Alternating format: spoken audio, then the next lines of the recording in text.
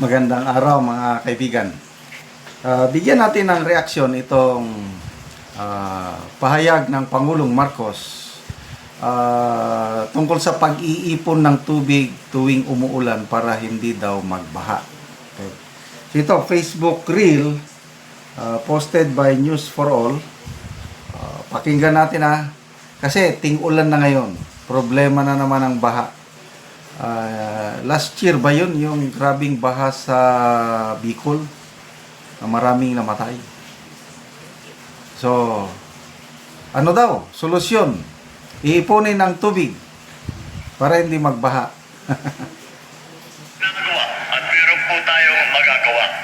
Imbis na pumaha tuwing tag-ulan, ang gagawin natin ay iipunin natin ang tubig para mapakinabangan sa panahon ng tagtuyo. Meron po tayong ginagawa at meron po tayong magagawa. Imbis na pumaha tuwing tag-ulan, ang gagawin natin ay iipunin natin ang tubig para mapakinabangan sa panahon ng tagtuyo. Meron po tayong ginagawa at meron po tayong magagawa. Imbis na pumaha tuwing tag-ulan, ang gagawin natin ay iipunin natin ang tubig para mapakinabangan sa panahon ng tagtuyo. Okay, so, very smart. Tama yon. Iipunin mo talagang ulan.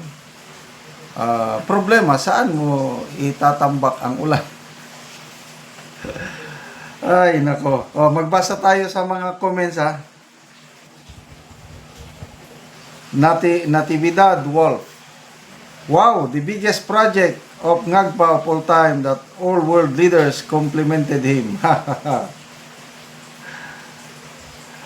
Rofina Fontanilla, paano mo maiipon ang tubig? Wala namang flood control.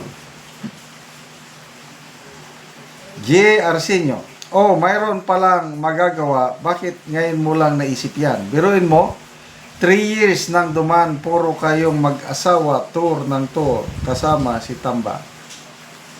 Lajin Tuts, maglagay daw ng drum ang gobyerno bawat bahay para ipunin ang tubig.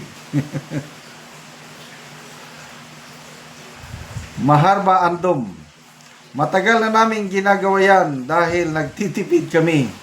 Ang gawin mo, pababain mo ang singil ng kuryente at tubig. Pero alam namin hindi mo kayang gawin yon. Eric Reyes, ang dami mo namang pangarap, Mr. President.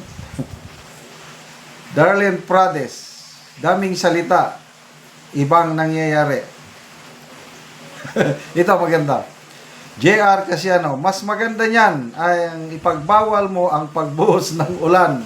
Ipunin mo lahat, bituin, igapos mo na rin ang ihip ng hangin.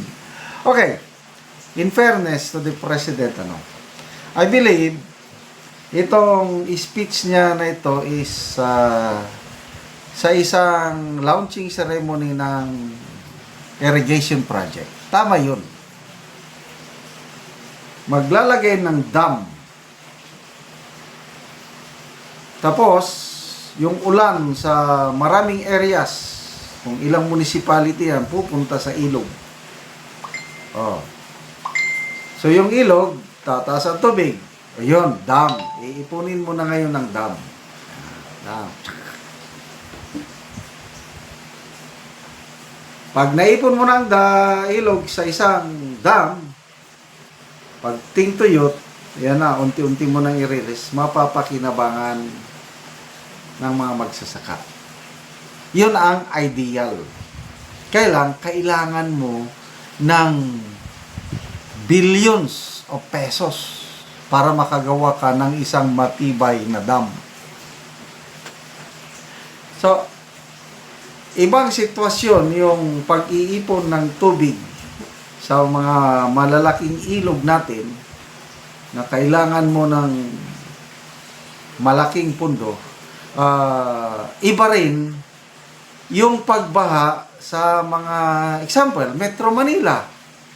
Paano mo iipunin ng tubig sa Metro Manila? Yung nangyari sa Bicol, Bagyo, grabing buhos ng ulan. Paano mo iipunin ang tubig ulan sa Bagyo? Ganon din kahit mayroong dam. Marami na tayo, Pandabangan Dam, kung anong mga dam dyan, Lamesa Dam, nandiyan na. Kailang hindi mo naman makontrol ang buhos ng ulan. May mga bagyo na nagdadala ng maraming ulan. Yon, inipon sa dam.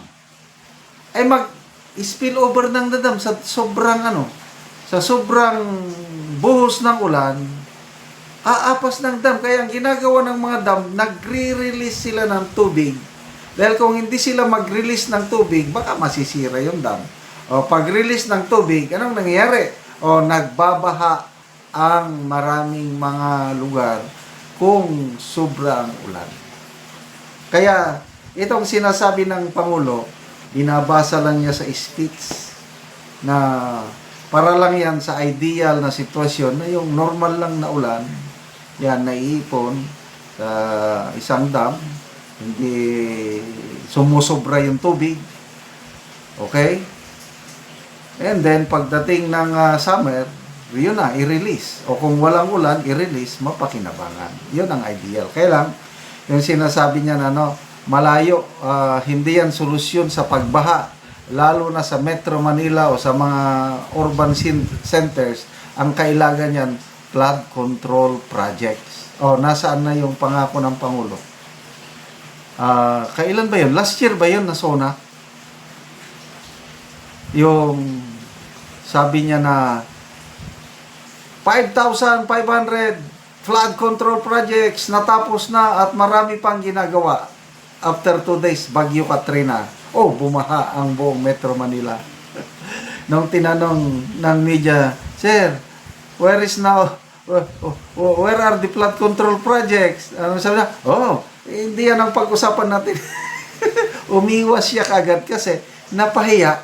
Ipinagmayabang yung 5,500 flood control projects, biglang nagbaha. Oh, ganito rin yun. Iipunin. So, okay ba? If you agree, magbili na kayo ng maraming timba, drum para iipunan, para makatulong naman tayo sa administrasyong ito para hindi magbaha. Oh, ngayon, dito sa aming lugar, lakas ng ulan. Yung bagong kalsada na ginawa sa harap ng bahay namin, parang nai-erode na yung parang diki niya dahil sa sobrang lakas ng ulan. So, hindi natin makontrol.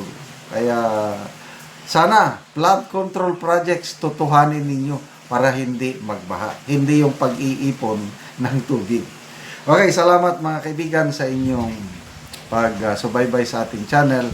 Nakakatulong kayo ng malaki sa tribong Talaandig ng Bukidnon dahil ang income po natin ay para pantulong sa tribo. Namimigay tayo ngayon ng mga libreng yero at pako para ma-repair ang sira-sirang bahay ng tribong Talandig.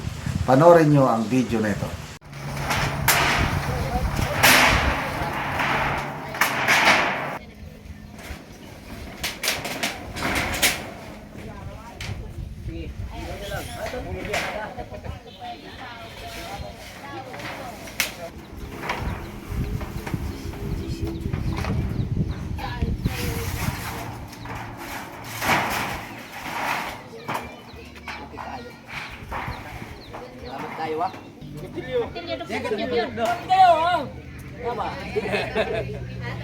Gak pwede ngay baik. Oh, baik apa? Selamat kayo sir. Simulyatan na nalangin. Sino bang? Oh. Ayun, salamat kayo. Ito sulat niya dia. Gino, salamat.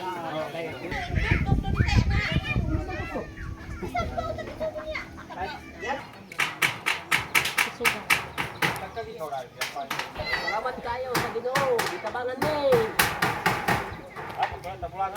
Kol, nindot kayo kol imo nga to po. Nakatindog na kapato ko nagid ka og balay. Maayo nagid nga tanawon oh. Muna ni ang balay ni Angkol nga nagpatukod siya so nindot nagid kayo nga tanawon. Karong kol unsang imong ikasulti nga nakatukod na ka og bag-o nga balay, maayo na ang imong balay. Unang-una, magpasalamat ko sa Ginoo kay nainabagang kong sir nga di na gid kumuulanan. Oo. Salamat og nagpasiyog dani dakong pasalamat nako kay ninabangan ko og madugangan pagyod. Naot ko madugangan ko sen kay kulang pag abo og kulang pag barkon.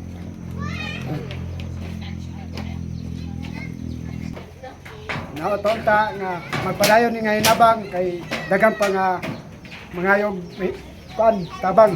Oo, sige, salamat.